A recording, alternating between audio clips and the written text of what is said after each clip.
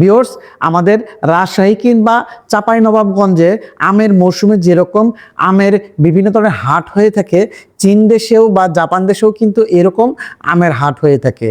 তবে জাপানের আমের সাইজগুলো কিন্তু বেশ বড় বড় হয়ে থাকে এবং তাদের ভিতরের আমের মাংসগুলোও কিন্তু বেশ সুস্বাদু এবং মজাদার হয়ে থাকে।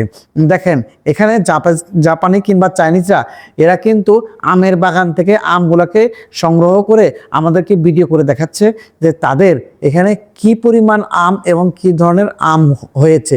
এই আমগুলো কিন্তু খেতে যে কতটা টেস্টি হবে তাদের এই ভিডিওগুলো দেখতে বোঝা যায়।